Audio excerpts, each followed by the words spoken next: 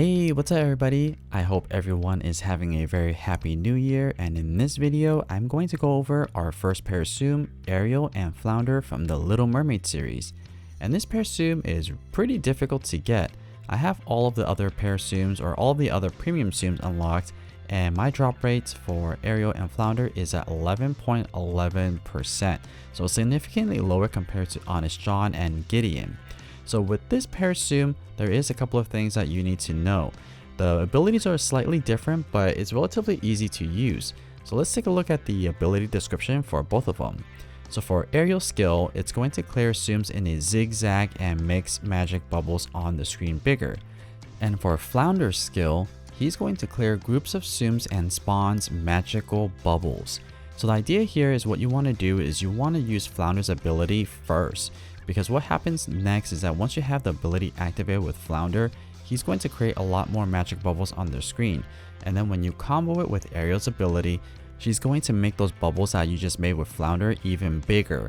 These special magic bubbles that are a lot bigger will clear a lot more Tsums on the screen, earning you a lot more coins. But let's back up a little bit. Before we even talk about the abilities, let's take a look at the stats first. In order for you to activate Ariel's ability, you're going to need to clear a total of 16 Ariels off the screen. And it's going to be the same for Flounder. Flounder, you'll also need to clear a total of 16 as well. This is the first time where for a pair of Tsum, the numbers of Tsums you need to clear off the screen is equal. The minimum score is 20 with a maximum score of 1,294.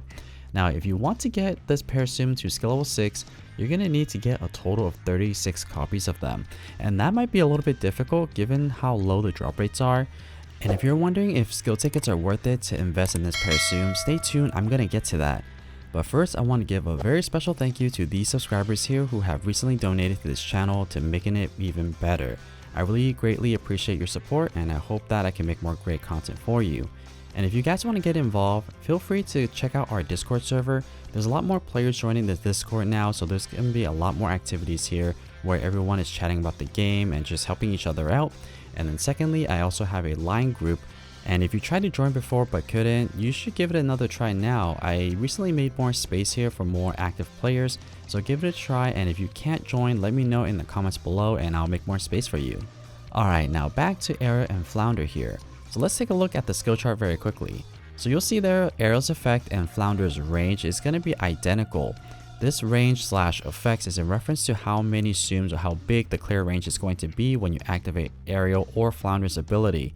I'll give you guys a better description when I do the side-by-side comparison, but I think that they should have just really kept it the same, like call both of them ranges. I'm not sure why they split it up, but ultimately it's just how much you're going to clear. Alright, so I'm going to share with you the strategy that I use when I'm using Ariel and Flounder, as well as show you all 6 of the gameplays. So let's take a look at these 3 skill levels first. And for skill level 1, the skill range is going to be extra small for both Ariel and Flounder. It's going to be small for skill level 2 for both, and then for skill level 3, the effects is going to be medium, as well as the range is going to be medium. That remains constant for all 6 of the skill level, where they're going to be the same. So to start things off, at the very beginning of the game, once you start, you want to focus on clearing Flounder instead of Ariel. You'll see that at skill level 1 and skill level 3, I didn't do that. I learned this technique or strategy or gameplay or the style a little bit later. I'll explain why. The reason why is because you want to have a lot of magic bubbles created on the screen before you create Ariel or activate Ariel's ability. So that way you have a lot more magic bubbles to burst. And if you activate Ariel's ability first and you activate that without Flounders on the screen, without a lot of magic bubbles, you'll see here at skill level 3, it's a little bit of a waste. It becomes ineffective. It throws off the cycle. What I've noticed is if you activate Flounder at the very beginning of the game and then activate Ariel's ability right after, that cycle tends to be pretty equal and you can stay in that pace very good and earns the most coins. So what you want to do is focus on clearing Flounder at the beginning, and then by the time you activate Flounder's ability, you should be able to activate Ariel's ability right afterwards. So give that a try. It might help you with just getting into the pace of this pair Tsum. It did take me a little bit of time. I played it maybe like 4 or 5 times before I really figured that is the best combo when you're using this pair Tsum. The second tip I have for you guys is that when you have magic bubbles on the screen, whether you cleared a big Tsum or maybe you created a chain 7 or more, you don't want to burst those bubbles right away. Save it for after you activate Ariel's ability. Ariel's ability not only makes Flounder's magic bubbles bigger, but it makes any magic bubble that's currently on the screen bigger, as you see here at skill level 3. All the ones that were created before got bigger. So back to what I was saying initially, is like if you should activate Flounder's ability first and then Ariel's. But if you weren't able to do that, you created a lot of abilities on the screen, or not abilities, a lot of bubbles on the screen. Just save it for when you activate Ariel's ability, so that way you can make more magic bubbles there. I also recommend you to burst these special big magic bubbles right after you create them, because they do take up a lot of space on their screen. When these special big magic bubbles are on the screen and you activate another ability, they might get in the way, so you definitely want to burst them right away. And there's a technique slash strategy that when you're approaching bursting these bubbles, I recommend you to burst them from top to bottom. The reason being is usually bubbles that are higher up gets more chains, and with more chains you get more coins, so definitely give that a try. Burst from top to bottom. What I want to show you guys next is a side-by-side comparison of the abilities activated at the same time. This is in full speed, so a lot is happening, so what I'm going to do is just like any other video, slow this down and walk you through what is actually happening. So like I mentioned, you always want to activate Flounder's ability first. And if you take a look at the skill range here, you'll see that skill level 1, there's not a lot of action there. I only got a chain of 7. And these are generally the area where the ability is going to burst. So you definitely want to make sure that there are zooms in these areas and that they're not blank. It does matter, so you definitely don't want to use the overcharge ability here or overcharge effect here, because it does minimize the amount of chains that your Flounder and also Ariel is going to clear.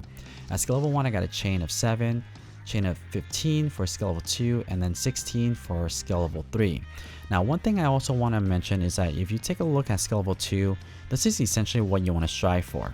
You want to be able to activate Flounder's ability when Ariel is almost fully charged but not quite, because what happens is once you activate Flounder's ability, it's also going to clear some Ariels off the screen as well. It's not always going to be the case, but I would say like a majority of the cases, it's going to burst some Ariels off the screen. This is why I recommend you to activate Flounder's ability first, or focus on Flounder first, because during Flounder's ability, you're going to clear some Ariels as well. And every single time you activate Flounder's ability, it's going to generate 3 magic bubbles on top of what you already have. And then when you activate Ariel's ability, it's going to clear in the vertical space in the center area, as you see here. And it's also going to be zigzag. The higher your skill level, the more it's going to clear. For skill level 1, I got a chain of 12. Skill level 2, I got a chain of 16. And for skill level 3, I got a chain of 19. So after that, you'll see that these magic bubbles gets created, and like I mentioned, try to clear from top to bottom. If you get lucky, you'll be able to go right back into ability time, as you see there for skill level 3. Moving on to these higher skill level for skill level 4, 5, and 6. And the increase is relatively the same. What you'll see here is that for skill level 4, the range is going to be large, extra large for skill level 5, and extra large for skill level 6. Now, when it comes to the strategy, it's pretty much the same compared to skill level 1, 2, and 3. But what you want to be a little bit more careful of is to make sure that before you activate every single ability, is that you give it a couple of seconds, or just make sure that the Flounder areas have a lot of zooms, and same for Ariel. Because at these higher skill levels, the skill range is going to be a lot higher, meaning that it's going to clear a lot more zooms on their screen. And it becomes more crucial that you don't use the overcharge effect, because if you use the overcharge effect, there's going to be gaps in between each ability. You'll see there for skill level 6 that every single time I get my abilities fully charged, I don't activate it right away. I give it a couple of seconds to make sure things settle before I activate the ability, and I make sure that the areas that I know that either Flounder or Ariel is going to burst, I make sure that there's going to be a lot of zooms there before I activate the ability. I think that for these gameplays, I did deviate from that at the very end when I was starting to run out of time, then I stopped doing that. But generally speaking, you want to make sure you give it a couple of seconds for all the zooms to settle before you activate the ability. So let me show you guys a side-by-side comparison of these abilities activated at the same times at these higher skill level. You'll see that the skill ranges are going to be a lot higher at these full speeds, but let me slow this down so I can show you what's happening here as well. So I always activate Flounder's ability first, but you see that at skill level 6 there is a gap at the bottom, but that's okay because I know that for Flounder's ability, it's not going to impact that bottom area. So you see that for skill level 4 I got a chain of 16, 17 for skill level 5, and skill level 6 I got a chain of 18. And just like the lower skill level, it's going to generate 3 bubbles, so regardless of what skill level you have them at, it's always going to make 3 bubbles. And then after that, you want to activate Ariel's ability, and for skill level 4 I got a chain of 18, 21 for skill level 5, and for skill level 6 it's 23. So every single time you level up your parry Tsum, you're going to get a lot more Tsums cleared during each ability. And then after all the bubbles are created, like I mentioned, try to pop from top to bottom. As long as there's Tsums touching these magic bubbles, then you'll be able to burst them right away. So that's another thing, is you don't want to burst these bubbles immediately or right one after another. You want to make sure that there are Tsums touching the bubbles before you burst them. So it could be a good idea you start from the top and you alternate left and right. Because from my experience, after you burst that bubble from the top, those other 3 bubbles are generally at the very bottom anyway, so it becomes kind of irrelevant which one you go first. You can even do right and left, it really doesn't matter, but burst the ones on the edges first, and then that last one in the center, you want to give it a second or so. Make sure that the Tsums are touching that magic bubble before you burst it. If you don't, you might waste some of the magic bubble experience, because generally for these big magic bubbles, it bursts 2 Tsums away. So it's not just the ones that are touching it, but also the one that's one above it. So generally it's going to be double digits of clearing if you're able to burst it with the Tsum touching it. So overall, I think that Ariel and Flounder is a Tsum that's very fun to use, but I wouldn't necessarily be using Ariel and Flounder as a Tsum that to earn a lot of coins. It's going to be a pretty good Tsum to make big bubbles and big magic bubbles, but when it comes to coin earnings, it's not that effective. I've been practicing a lot with Ariel and Flounder, and it just doesn't even break that 5,000 marker. So in terms of using a skill ticket on Ariel and Flounder, I would say I wouldn't be doing that. If you really like this pair of Tsum and you just got into the game and don't have a Tsum that earns a lot of coins, then that might be an option. Ariel and Flounder can be really good for missions, especially for those missions that need to make a lot of bubbles. This pair of Tsum can be that pairing to do that. And I've also noticed that sometimes it also makes special magic bubbles, so you have those abilities inside it as well. So if you don't have a Tsum that makes special magic bubbles, meaning that there's abilities in them, then this pair of Tsum can be that. But honestly, because the drop rates are so low, I don't think that's worth it. And with the skill ticket so rare, I wouldn't be spending it on this pair of Tsum specifically.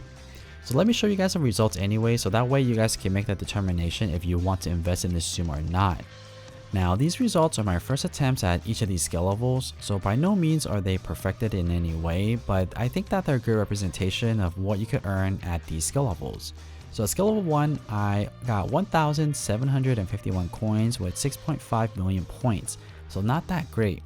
And then it's not going to be viable for using the 5-4 coin boost until skill level 4, which is a lot of skill tickets if you aren't gonna be trying to get them with coins. At skill level 4, I still got 2,737 coins with a score of 9.7, so it's nothing too amazing at skill level 4. There are definitely a lot of better Tsums out there that could get better results. And then finally at skill level 6, I got 18.2 million points, which is pretty good. And then with the coin earnings of 4,838. Now at skill level 6, these results might seem pretty good to you, but with the investment that you're going to have to make to get this Tsum to skill level 6, I think there's better Tsums out there. I think if you want a Tsum to invest your skill tickets in, you definitely want them to break the 5,000 marker for coins, and then for score you want to get closer to 20 million. So this Tsum doesn't do that. And also this first month we have a really good selection box, so the very first one. You might want to stay tuned for my video that reviews the selection box, because there's a lot of good Tsums in there that will definitely get a lot more coins than this pair of Tsum that you see here. So that's my review of Ariel and Flounder. I hope that you guys found this video helpful or at least entertaining, and if you guys would like to see more Tsum Tsum content just like this, don't forget to subscribe. And as always, thank you so much for watching.